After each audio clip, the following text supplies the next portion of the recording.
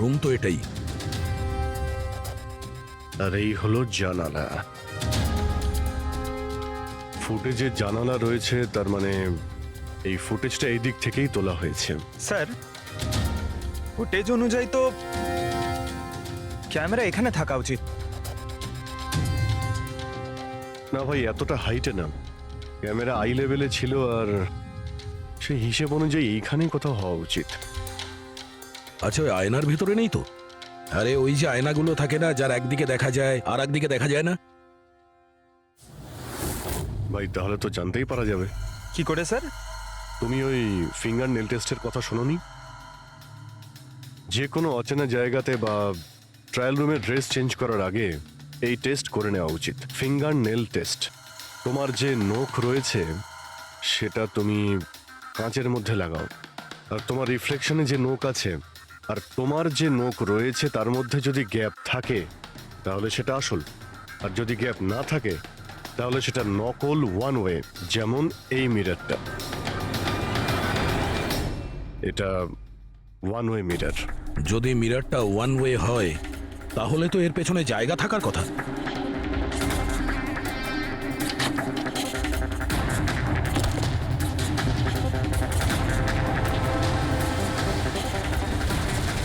Abhijit,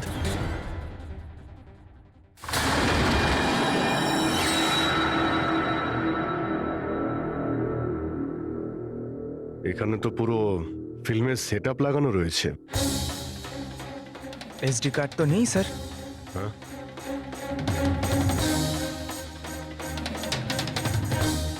locker খালি। Sir মনে হয় টেপটা এখানেই রাখতো। এই জায়গা থেকেও বড় বড় লোকের কেলেঙ্কারি রেকর্ড করেছে, আর এই জায়গায় ব্যবহার করে খুনি ওকে খুন করে দিয়েছে। হতে পারে এই ওয়ান ওয়ে মিরর দিয়ে ওকে ছটপট করে মরতে দেখেছে ও। স্যার, তার মানে আমরা যখন ওখানে লাশের সঙ্গে ছিলাম তখনও এখানে ছিল। আর আমাদের যাওয়ার পরে সুযোগ বুঝেও এখান থেকে পালিয়ে গেছে। তার মানে আয়েশা আর পুলিশের অনুপস্থিতিতে লোকটা বাড়িতে ঢুকেছিল, হয়তো বাড়ির পিছন থেকে।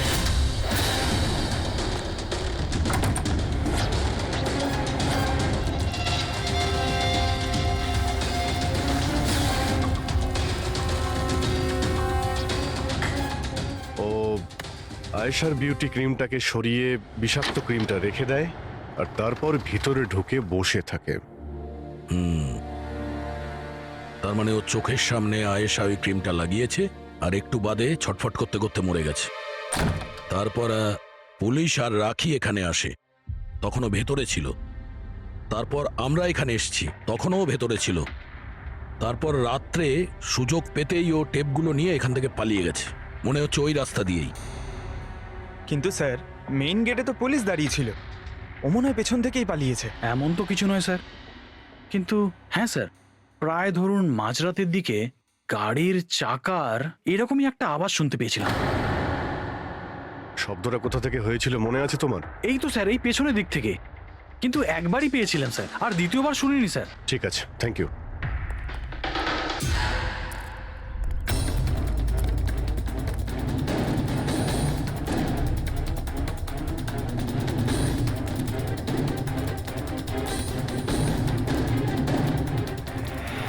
স্যার,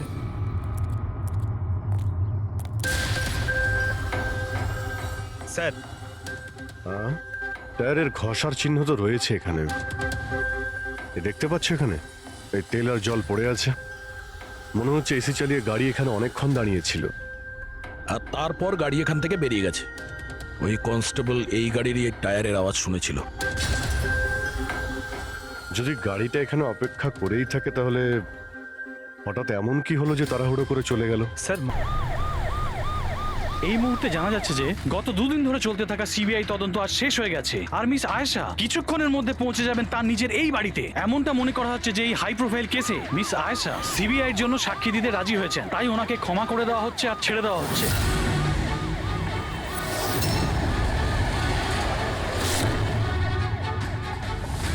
ম্যাম এটা কি সত্যি যে আপনি সিবিআই এর জন্য সাক্ষী দিতে রাজি হয়েছেন? ম্যাম পুলিশ আপনাকে নিজের থেকে সিকিউরিটি দিচ্ছে নাকি সিবিআই ম্যাম এটা কি সত্যি যে আপনার কাছে উপযুক্ত প্রমাণ আছে? আপনি কোর্টে সাক্ষী দিতে চলেছেন? ম্যাম সত্যি ইনি হলেন মিস আয়েশা, যিনি এত কড়া নিরাপত্তার মধ্যে নিজের বাড়ির ভিতরে ঢুকে গেলেন কোনো প্রশ্নের উত্তর না দিয়ে।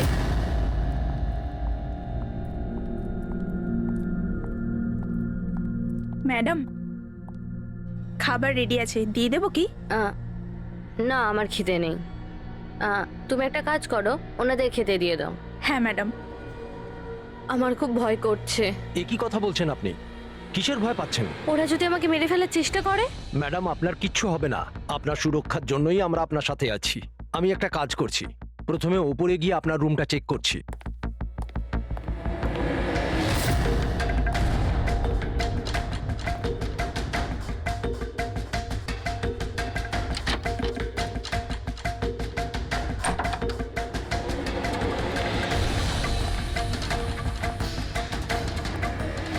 আপনার রুমটা চেক করেছি, সবকিছু ঠিক আছে, আর আপনি গিয়ে রেস্ট নিতে পারেন। দেখুন আপনার কিচ্ছু হবে না। আর তাছাড়াও শুধুমাত্র একটা রাতের ব্যাপার, সকালে কোর্টে রায় বেরিয়ে যাবে আর ওরা গরাদের পিছনে চলে যাবে। You just relax.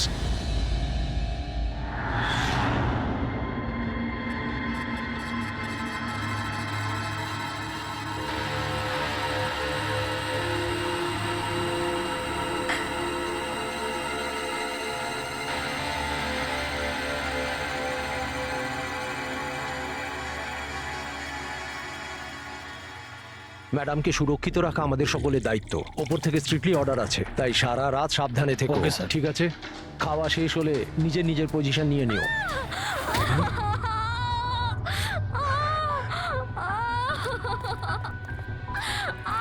Madam! Madam madam madam দরজা খুলুন! ম্যাডাম দরজা খুলুন! দরজাটা খুলুন ম্যাডাম।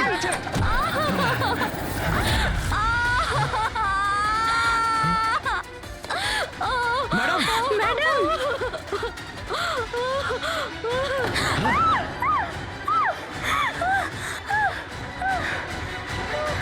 Oh shit!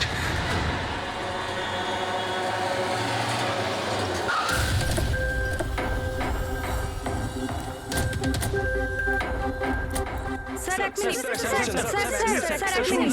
স্যার জানা যাচ্ছে কোনো দুর্ঘটনা ঘটে গেছে? আপনি বলতে পারবেন এই বাড়িতে ঠিক কি হয়েছে? স্যার এই কেসটা তো সিবিআই এর কাছে ছিল, তাহলে কি সিআইডি কে হ্যান্ড ওভার করে দেওয়া হলো? দেখুন এখানে একটা মার্ডার হয়েছে বলেই আমরা এখানে এসেছি, এর থেকে বেশি কিছুই বলতে পারবো না। পরে কথা বলছি। একটু সরে যান। আসুন স্যার।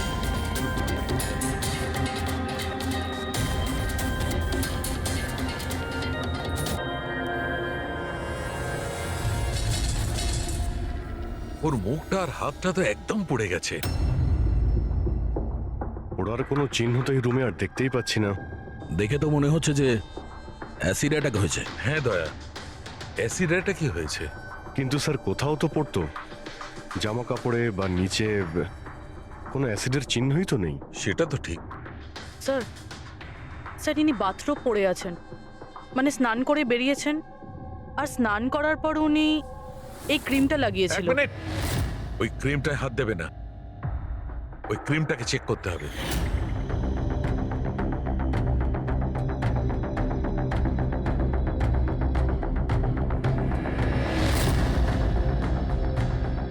আরে এ তো কিছুই হলো না। হবে পঙ্কজ, ওয়েট।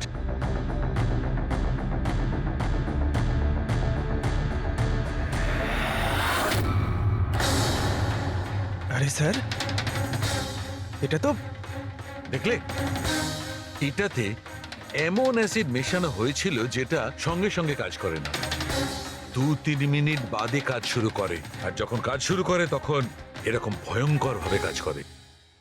স্যার তার মানে স্নান করার পর উনি এই ক্রিমটা লাগিয়েছেন, আর সেটার এফেক্ট কিছুক্ষণ পরে হয়েছে। একদম ঠিক।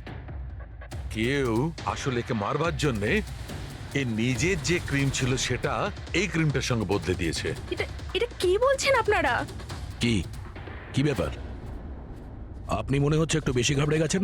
হ্যাঁ, কি জানেন আপনি এদের ব্যাপারে?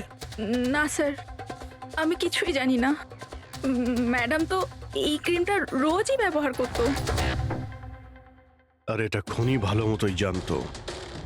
আর এটারই সুযোগও নিয়েছে। যেই হোক না কেন আয়েশাকে খুব কাছ থেকে চিনত। আচ্ছা, ওটা আপনি নয় তো? না স্যার, দেখো আমরা জানি তুমি কিছু জানো। না ম্যাডাম, আমি কিছুই লুকাচ্ছি না। ব্যাস এই ক্রিমটা আমি লুকিয়ে লুকিয়ে কখনো কখনো ব্যবহার করতাম, আর আজও এই ক্রিমটা আমি মেখেছি।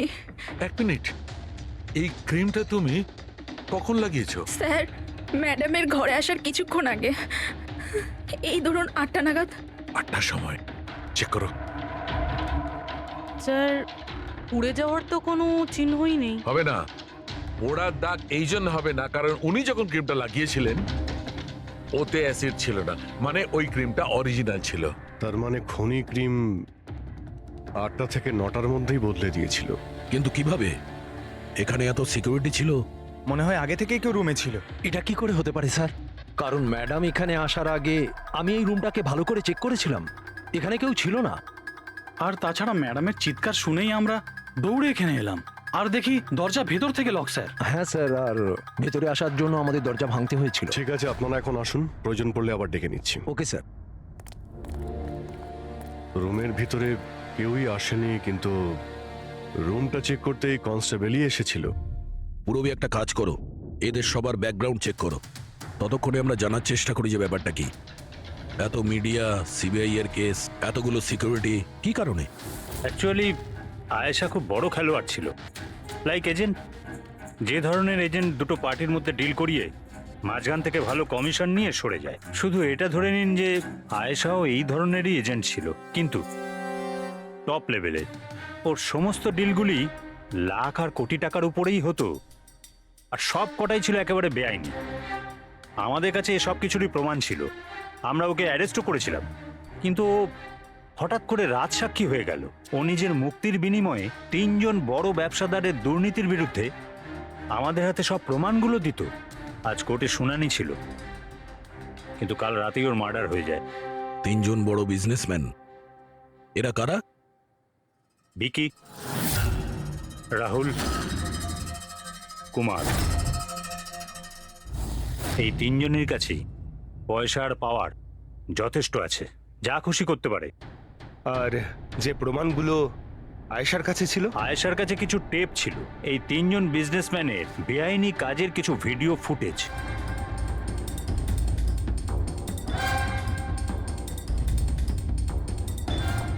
তার মধ্যে কুমারের একটা ক্লিপ আমাদের কাছে আছে, এই দেখো দয়া।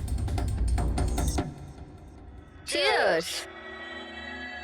টাকাটা কবে ট্রান্সফার করছেন মিস্টার কুমার? ব্যাস, যেই আমাদের কাছে গানস পৌঁছে যাবে আপনার অ্যাকাউন্টে টাকা পৌঁছে যাবে। সেসবের চিন্তা আপনি করবেন না মিস্টার কুমার, ওনাদের কাছে অস্ত্রের তো কোনো খামতিই নেই, এমনিতেই তো পড়ে পড়ে জংই ধরছে। হ্যাঁ, তাছাড়া পাওয়ারে থাকার তো এটাই সুবিধা, তাই না? যখন যেটা মন চায় করে না। আপনি শুধু এই কনসাইনমেন্টটা সম্পূর্ণ করে দিন, আমাদের তো একসঙ্গে অনেক কাজ করতে হবে, তাই না? একদম। আর এটা তো সবে শুরু। আমি যতদিন আছি আপনাদের দুজনকে কোনো চিন্তা করার দরকার নেই। এটা একটা স্যাম্পল দয়া, এটা থেকে কিছু প্রমাণ করা যাবে না। অবশ্য প্রমাণ হিসেবে আয়েশার কাছে দেওয়ার মতো অনেক কিছুই ছিল, কিন্তু ও আমাদের কিছুই দেয়নি। ও চেয়েছিল যে এই সমস্ত প্রমাণগুলো ও কোর্টের হাতে নিজেই দেবে। নিজের নিরাপত্তার বদলে ও আমাদের সামনে এই শর্ত রেখেছিল। বাকি টেপগুলো ছাড়া এই টেপ আমাদের কোনো কাজেই আসবে না। এই টেপ আপনার কাজের না হতে পারে, কিন্তু আমাদের কাজে লাগতে পারে। এই 3 জনকে বিরোতে ডাকার জন্য যথেষ্ট। কালকে কোথায় ছিলে? কাল একটা পার্টিতে ছিলাম। এগুলো ওই লোকগুলোর স্টেটমেন্ট আর সিগনেচার, যারা কাল রাত 9টা থেকে 3টে অবধি আমার ক্লায়েন্টের সাথে ছিল। টাইম তো আমরা জিজ্ঞাসা করিনি। দেখুন, আয়েশার মাথা খারাপ ছিল, ও এমনই মন গড়া গল্পগুলো শোনাতো যাতে ও শাস্তি থেকে বেঁচে যায়। That's it. আয়েশা আপনাকে ঠকিয়েছে, আপনার বিরুদ্ধে সিবিআই এর কাছে প্রমাণ দিয়েছে। রাগ হওয়াটা তো স্বাভাবিক। হ্যাঁ, ভেবেছিলেন খুন করে দেওয়া যাক ওকে? রাগ নয় স্যার, বরং আফসোস হলো ওর ওপর। কারণ ও চাইলেও কিছু করে উঠতে পারতো না স্যার, কারণ ওর করার মতো কিছুই ছিল না। এটা আমার ক্লায়েন্ট রাহুলের অ্যালিবাই। কাল রাত্রে ইনি কিন্তু নিজের বিজনেস পার্টনারদের সাথেই ছিলেন, এর মধ্যে সমস্ত ডিটেলস আছে।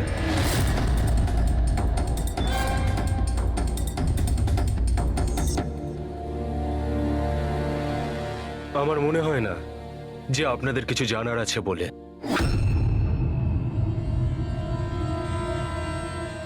আপনারা যেতে পারেন। ধন্যবাদ।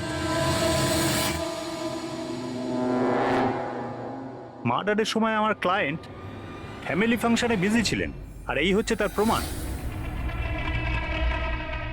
মিস আয়েশার কাছে আপনার বিরুদ্ধে প্রমাণ ছিল মিস্টার কুমার। আর এমন প্রমাণ যা আপনাকে বরবাদ করে দেওয়ার জন্য যথেষ্ট। আয়েশা খুবই চালাক মেয়ে, ভালো হয়েছে মারা গেছে, নাহলে আমি ওকে মেরে ফেলতাম। মারতেন না মেরে ফেলেছেন? না স্যার, আমি ওকে মারিনি, কিন্তু ওই মানুষটাকে আমি নিশ্চয়ই থ্যাঙ্কস বলবো যে আমার মনের ইচ্ছেটাকে পূরণ করেছে। আপনি যেতে পারেন, তবে খুব তাড়াতাড়ি দেখা হবে। Thank you.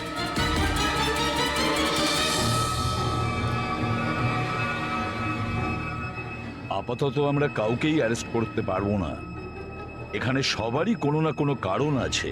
স্যার, হ্যাঁ। স্যার, স্যার একটা কথা জানা গেছে।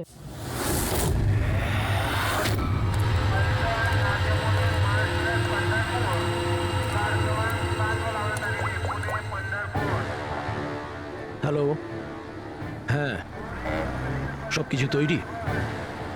একটা কথা মনে রেখো, কোনো ভুলভ্রান্তি যেন না হয়। এই তো দাদা, চলে আসুন, বাস ছাড়বে, বাস ছাড়বে।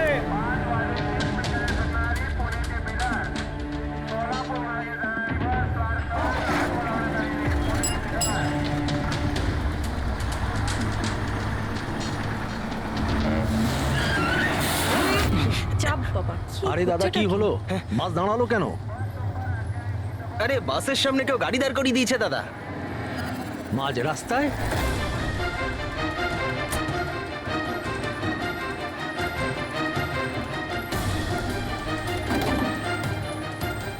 স্যার, আপনারা এখানে? শহর ছাড়ার খুব তাড়া দেখছি তোর। হ্যাঁ, অনেক প্রশ্নের উত্তর দিতে হবে তোকে। চল চল। স্যার, আমি কি করেছি স্যার? স্যার, আমার কথাটা তো শুনুন স্যার। স্যার, আমাকে কেন ধরছেন স্যার? স্যার স্যার কি করছেন স্যার? আমাকে কেন ধরছেন? আমি তো ছুটি নিয়ে দেশে যাচ্ছি স্যার। তোর রেকর্ড আমরা চেক করেছি, তুই তো আমাদের বলিসনি, হ্যাঁ, যে আয়েশার আগে তুই মিস্টার কুমারের জেট সিকিউরিটিতে ছিলি। হ্যাঁ স্যার, ওটাই তো আমার কাজ। আর আপনি তো জানেন যে সরকার আমাদের যেখানে পাঠায় সেখানে যেতে হয়। তোমার মোবাইলে কুমারের কল একবার নয় 3 বার, আয়েশার মার্ডারের ঠিক আগে। এটাও একটা কাজ। আপনারা ঠিক বলেছেন স্যার। কুমার আমাকে কল করেছিল, ও আয়েশা ম্যাডামের সঙ্গে কথা বলতে চাইছিল, কিন্তু আমি বারণ করেছিলাম স্যার। ও আমাকে টাকার লোভও দেখিয়েছিল, কিন্তু আমি তবুও কথা বলাইনি। প্রথমে দুবার বারণ করেছিলি তুই, আর তারপর রাজি হয়ে গেলি তুই। হ্যাঁ ম্যাডাম, এই কুমার স্যার আবার ফোন করছেন। হ্যাঁ, আমাকে কোনো বিপদের ব্যাপারে বলতে চাইছে। ফোনটা দাও। এই নিন। হ্যাঁ বলো। আমি জানতে পারলাম তুমি আমার জন্য চিন্তা করছো, কোনো বিপদ থেকে আমাকে উদ্ধার করতে চাইছো। How strange. আমি বলে দিচ্ছি, আমি তোমাকে খুব ভালো মতো চিনি, আর এই সমস্ত কার্যকলাপ না তুমি অন্য কারোর সাথে করো। আর এমনিতেও যদি আমি জেলে যাই, এই টাকাগুলো নিয়ে আমি কি করব? আচার দেব? এই টাকাটা না তুমি তোমার কাছেই রাখো, এটা তোমারই সাহায্যে লাগবে। কোনো দরকার নেই এই ফোনটা আমাকে দেওয়ার। আমার সাথে গেম খেলার চেষ্টা করে যাচ্ছে, আর তুমি ওকে সাহায্য করছো। আমি কোথায় ম্যাডাম? আপনাকে সাহায্য করছিলাম তো। ঠিক আছে ঠিক আছে, থাক। শুধু এইটুকুনি জেনে রেখো, তুমি যদি ওকে সাহায্য করো না, রক্ষা পাবে না। আমি সিবিআই কে বলে দেবো, যদি আমার কিছু হয় তাহলে সবার প্রথমে তোমাকেই অ্যারেস্ট করবে। তুই গেছিলি না আয়েশার ঘরে ঠিক ওর রুমে ঢোকার আগে? ওর বিউটি ক্রিমটাকে অ্যাসিড ক্রিমে বদলাতে খুব বেশি সময় লাগেনি নিশ্চয়ই, তাই না? এ আপনি কি বলছেন স্যার? আমার কথা বিশ্বাস করুন, আমি সত্যি বলছি। যদি তুই সত্যি কথাও বলিস না, তাহলেও এই কেস যতক্ষণ না সলভ হচ্ছে তুই আমাদের হেফাজতে থাকবি, বুঝলি? এখন চল, নিয়ে চল ওকে, চল চল। আরে স্যার স্যার স্যার স্যার, আমি কিছু করিনি স্যার, ছেড়ে দিন স্যার, প্লিজ স্যার। হ্যাঁ পুরবি, বলো। স্যার, ওই ফুটেজটা যেটা ও সিবিআই কে পাঠিয়েছে, সেটা ওই ঘর থেকেই শুট করা হয়েছে যেখানে ওর খুন হয়েছিল। তার মানে আয়েশার বেডরুমে? হ্যাঁ স্যার, ওরই বেডরুমে। আসলে এই ফুটেজটা 1 বছর আগের, ফার্নিচার বদলানো হয়েছিল, তাই বোঝা যাচ্ছিল না। Are you sure? স্যার 100%, এটা সেই ঘরটাই। হ্যাঁ, একটা ভাইটাল ইনফরমেশন দিলে Purabi. Thank you so much. Purabi বলল যে আয়েশা মিনিস্টার আর মিস্টার কুমারের স্টিংটা ওই রুমেই করেছে। আর যদি এটাই হয়, ক্যামেরা ওই ঘরেই কোথাও লুকানো আছে। তার মানে ক্যামেরা এখনো ওখানেই আছে।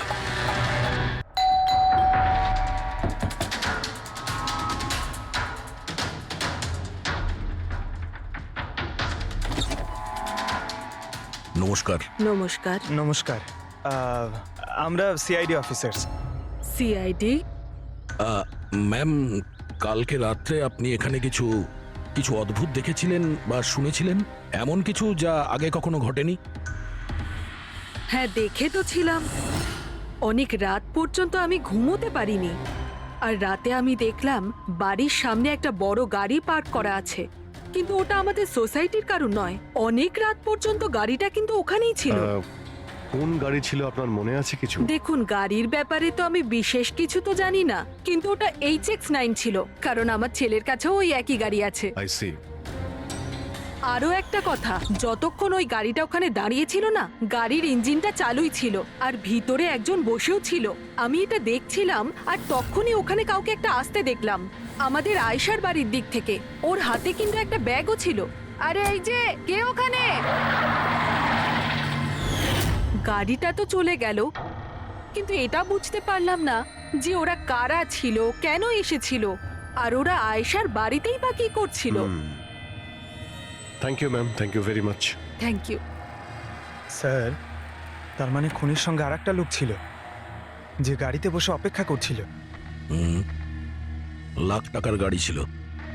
কি মনে হচ্ছে কে হতে পারে? সন্দেহের তালিকা এখন ওই তিনজনই রয়েছে। আরটিও থেকে খোঁজ নিয়ে দেখি এই গাড়িটা এই তিনজনের মধ্যে কার কাছে রয়েছে। স্যার, এই ধরনের দামি গাড়ি তিনজনের কাছে আছে। কি? হ্যাঁ স্যার, খুবই শৌখিন লোক, এক একজনের কাছে অনেক গাড়ি আছে। তাহলে এই তিনজনের মধ্যে ওই গাড়িটা কার আছে কি করে জানতে পারবো? তাও সিচুয়েশন অনুযায়ী খুনি এই তিনজনের মধ্যে কেউ মনে হচ্ছে। না স্যার, আমরা তিনজন এই খুনের ব্যাপারে কিচ্ছু জানি না। আপনারা এখানে কেন? স্যার, আয়েশা জীবনকালে তো আমাদের বাঁচা দুষ্কর করেই দিয়েছিল, এখন মরার পরেও আমাদের বাঁচা দুষ্কর করে দিচ্ছে। তার মানে? স্যার, আয়েশার খুনি ও আমাদের প্রত্যেককে ফোন করে 25 কোটি টাকা করে চেয়েছে, তাও আবার 24 ঘন্টার মধ্যে। আর হুমকি দিয়েছে আমরা যদি না দিই তাহলে ও আমাদের টেপ লিক করে দেবে। এর মানে হচ্ছে আমাদের মার্ডারের সঙ্গে কোনো সম্পর্ক নেই। ওই গলাটাকে চিনতে পেরেছেন? না স্যার, আমি চিনতে পারিনি। আপনারাই শুনে নিন, আমি কলটা রেকর্ড করেছি। আয়েশাকে আমি খুন করেছি, আর ওই টেপসগুলো আমার কাছেই আছে।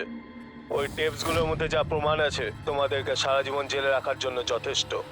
24 ঘন্টার মধ্যে কেম্যান ল্যান্ড ব্যাংকের অ্যাকাউন্ট নাম্বার 23122-তে 25 কোটি টাকা জমা করে দিন, না হলে এই প্রমাণটা পুরো দুনিয়া দেখবে। তোমাদের কাছে 24 ঘন্টা আছে, ভেবে নাও কি করবে। ওকে ট্রেস করো, দেখো কোথা থেকে ফোন এসেছে, কে ফোন করেছিল, দেখো কোনো ডিটেলস পাওয়া যায় কিনা। ওই যে ও অ্যাকাউন্ট নাম্বার দিয়েছে, ওটা দিয়ে হয়তো জানা যেতে পারে। না, ইন্টারন্যাশনাল ব্যাংক স্যার, কোনো ডিটেল দেবে না ওরা। হ্যাঁ, কথাটা ঠিকই। স্যার, হ্যাঁ, ইন্টারন্যাশনাল কল, প্রেস করতে পারছি না। তার মানে কিছুই হবে না? ওই বদমাশকে 25 কোটি টাকা দিতেই হবে? না। কেন দেবেন 25 কোটি টাকা ওই বদমাশ লোকটাকে? হ্যাঁ, আর কেন দেবেন যেখানে আপনারা কিছু করেননি? না কোনো ঘুষ দিয়েছেন আপনারা, না কোনো বেআইনি কাজ করেছেন। তাহলে আপনাদের বিরুদ্ধে ওই টেপে তো কিছুই থাকবে না। হ্যাঁ, যদি আপনারা কিছু করে থাকেন তাহলে। আরে এটা কি বলছেন স্যার? আমরা কিচ্ছু করিনি, আমরা ইনোসেন্ট, আমরা নির্দোষ। আপনি তো অযথাই আমাদের ওপর। আশ্চর্য তো। এনিওয়ে, থ্যাংক ইউ, আমরা নিজেরা সামলে নেব। চলো।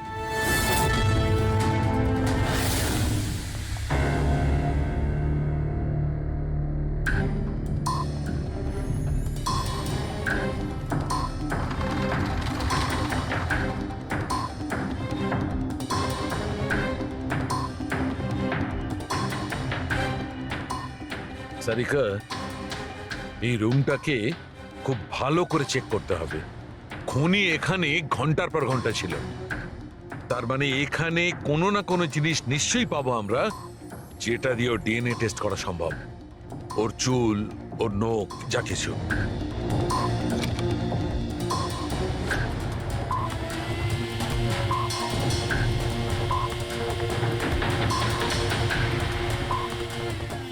এক মিনিট, সারিকা, হ্যাঁ একটা ফোর্সেপ দাও।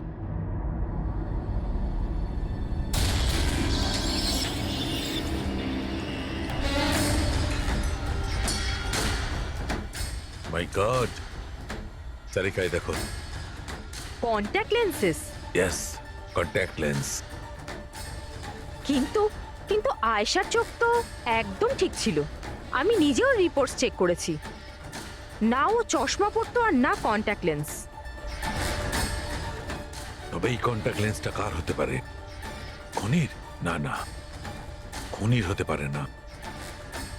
একটা চোখের কন্ট্যাক্ট লেন্স খুলে যাবে আর কেউ জানতে পারবে না, এটা ইম্পসিবল। দেখান তো একটু।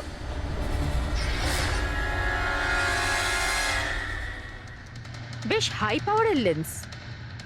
High power lens. কিছু তো আছে এই রুমে। একে তো এই ঘরটা চারিদিক থেকে বন্ধ, কোনো জানলা নেই, কোনো ভেন্টিলেটর নেই। হ্যাঁ?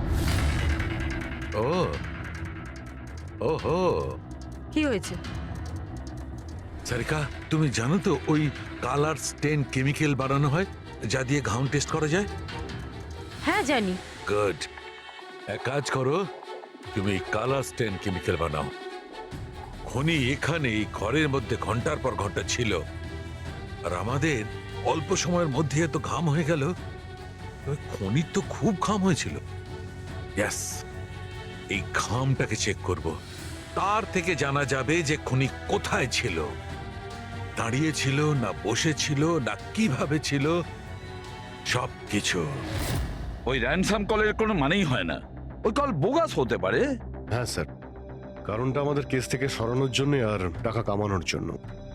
এই তিনজনের মধ্যে কেউ আয়েশাকে খুন করে আর ওই টেপটাকে চুরি করে, আর সে বাকি দুজনকে কল করে ব্ল্যাকমেল করছে। কিন্তু স্যার, সে কে? স্যার, আমার তো মনে হয় কুমার হতে পারে। ও ভীষণ রকচটা, যে কারো খুন করতে পারে। আর ওই বাকি দুজন, ওরাও কম যায় না স্যার। এই তিনজনের যেমন পয়সাও আছে তেমন ক্ষমতাও আছে এদের।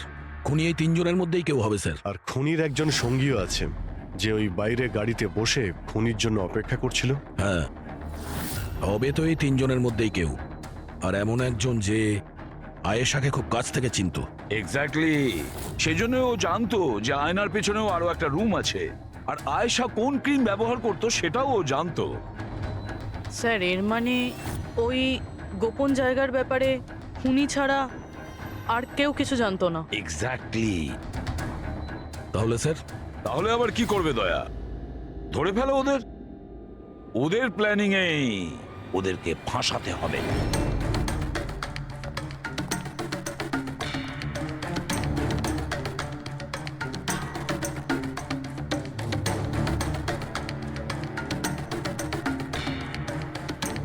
আমাদেরকে এখানে কেন ডাকলো? কোনো আইডিয়া? হয়তো জিজ্ঞেস করার জন্য ডেকেছে, খুনিকে টাকা দিয়েছে কি দিইনি। তাহলে তোমরা দুজন কি টাকা দেবে? তোমাদের কি মনে হয় টাকা দেওয়া ছাড়া আর কোনো উপায় আছে? তা তুমি কি করতে চলেছো ভিকি? দেবে টাকা? দেখো, টেপের ব্যাপারে তো কিছু বলতে পারছি না, আর তাছাড়া আমি কোনো বেআইনি কাজ করিনি, এই জন্য টাকা দেওয়ার তো কোনো প্রশ্নই আসে না। সরি, আমি টাকা দিচ্ছি না। ও কাম অন ম্যান, এত ঢং করার কি আছে? কিছু করে থাকলে বলো না, শুধু আমরা তিনজনই আছি এখানে। দেখো রাহুল, যদি কথা... এক সেকেন্ড নাও, সিআইডি মেসেজ করেছে। আরে কোথায় আছে ওরা? কি লিখেছে বল। কোথায় আটকে গেছে, আসতে পারবে না, ফিরে যেতে বলেছে। হোয়াট ননসেন্স ভাই, আমরা কখন থেকে এখানে বসে আছি, শুধু শুধু সময় নষ্ট করে দিল। এবার কি করবে? যাওয়া যাক, আর কি। চলো, কাম অন।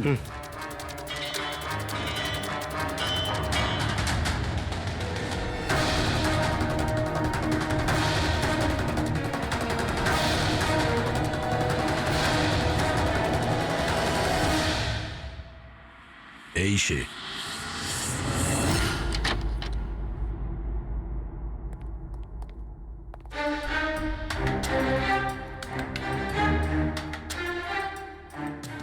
স্যার ভিকি তার মানে ও জানতো যে আয়নাটার পিছনে ক্যামেরা আছে। হ্যাঁ, বাকি দুজনের হয় এরা কিছু জানে না, না হলে আমাদের সামনে অ্যাক্টিং করছে।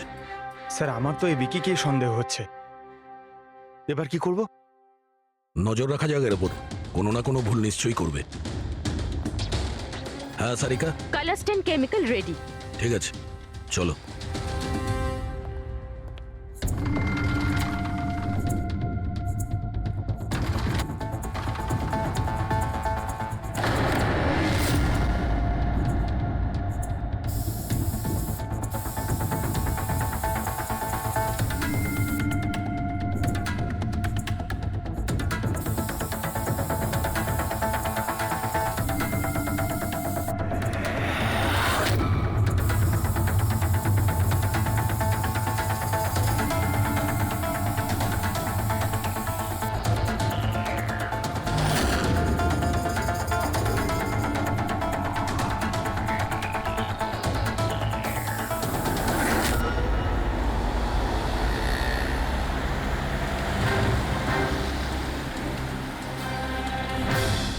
আরে স্যারও যাচ্ছেটা কোথায়? আরে কোথায় আর যাবে পঙ্কজ, বন্ধুদের সাথেই দেখা করতে যাচ্ছে, আবার কি?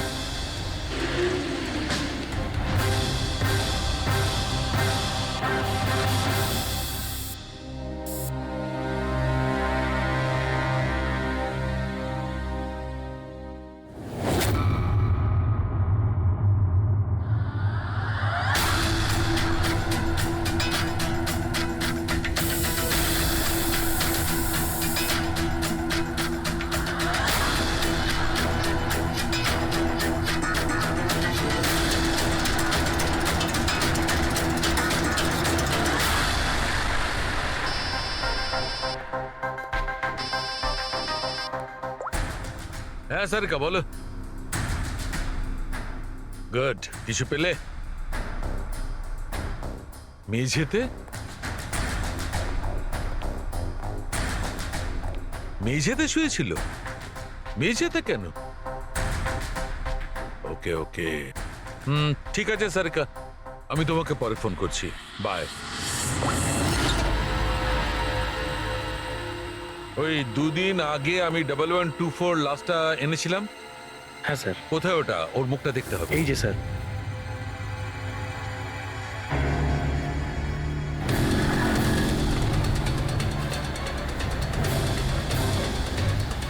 এই জানতে পারেনি তো যে আমরা ওকে ফলো করছি?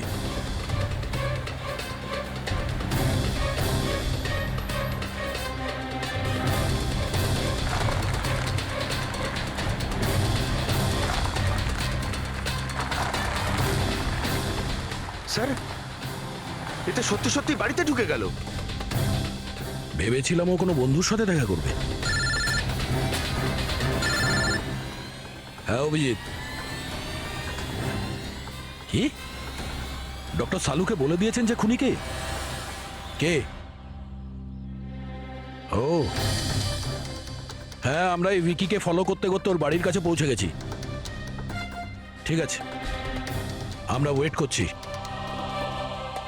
অভিজিৎ আসছে।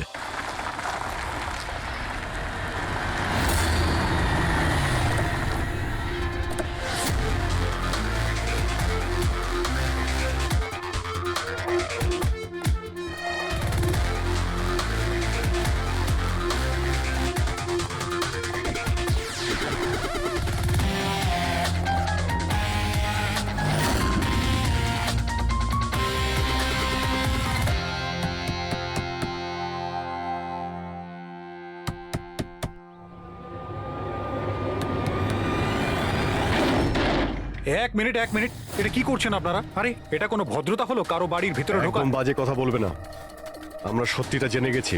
কোথায় লুকিয়ে রেখেছো ওকে? দেখুন আপনি আমার কথা শুনুন, আপনার কোথাও ভুল হচ্ছে। আমি কিচ্ছু করিনি। আমি না আয়েশাকে খুন করেছি আর না এখানে কাউকে লুকিয়ে রেখেছি। আমরা কখন বললাম যে তুমি আয়েশার খুন করেছো? হ্যাঁ, একেই বলে চোরের নজর বোচকার দিকে। দেখুন আমার কথাটা বোঝার চেষ্টা করুন, আপনারা আমার কথাটা শুনুন। আপনারা আমার কথা কেন শুনছেন না? হ্যালো, আপনারা এইভাবে ভিতরে ঢুকতে পারেন না।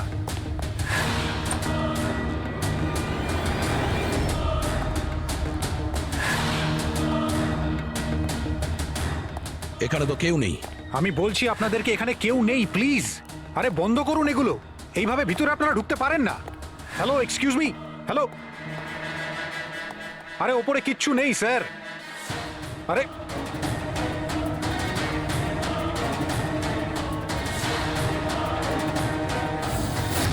প্লিজ দেখুন, এখানে কিচ্ছু নেই, কেউ নেই এখানে। আরে আপনারা তো আমার কোনো কথাই শুনছেন না। আজব তো, কখন থেকে বলছি এখানে কেউ নেই। আরে কেউ নেই এখানে। Hello sir.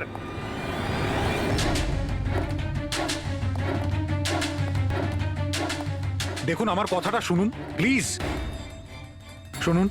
দেখুন দেখুন, আমি আপনাকে বলছি আমি আয়েশাকে খুন করিনি। প্লিজ আমার কথাটা বোঝার চেষ্টা করুন, আমি সত্যি বলছি। আমরা জানি যে তুমি আয়েশাকে খুন করনি। তাহলে আপনারা এখানে কি খুঁজছেন? 1 মিনিট সব জানতে পারবে।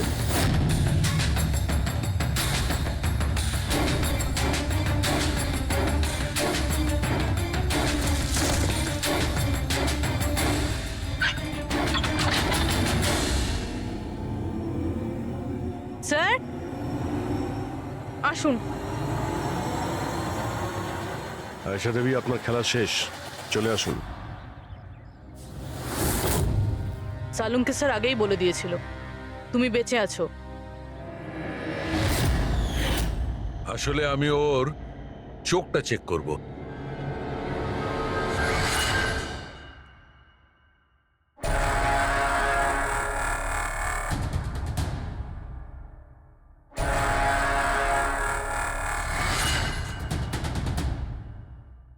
আমি যেটা ভেবেছিলাম সেটাই ঠিক। তুমি আসলে আয়েশা হতেই পারো না।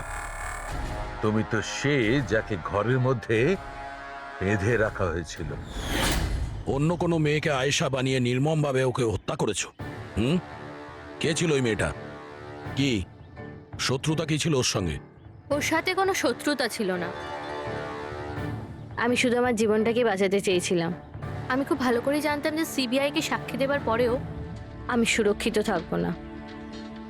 এই তিনজনেই কিন্তু খুব ডেঞ্জারাস। ওরা আমাকে ঠিক খুঁজে বের করে নিত, আর আমি ভয় পেয়ে বেঁচে থাকতে পারতাম না। তাই আমার সামনে একটাই রাস্তা ছিল, নিজের মরে যাওয়ার মিথ্যে অভিনয় করে সারাটা জীবনের মতো উধাও হয়ে যাওয়া। এই পরিকল্পনাটা আমরা দুজনে মিলে বানিয়েছিলাম।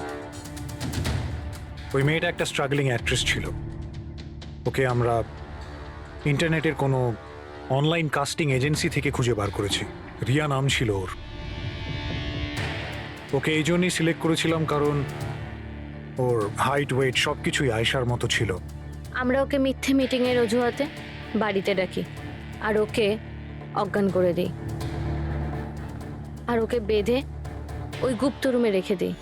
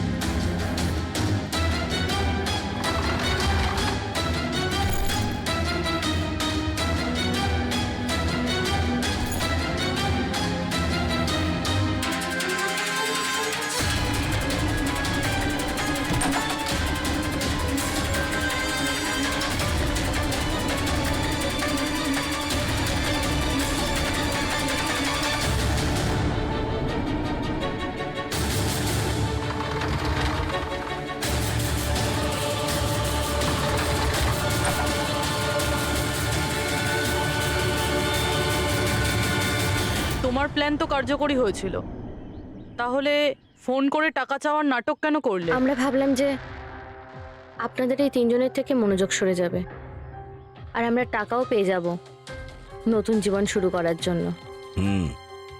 প্রয়োজনের থেকে বেশি চালাকি আর লোভ তোমাদের নিজেদের জালেই ফাঁসিয়ে দিয়েছে। চিন্তা করো না, তোমাদের জীবন নতুন করে শুরু হবে, কিন্তু সেটা জেলে।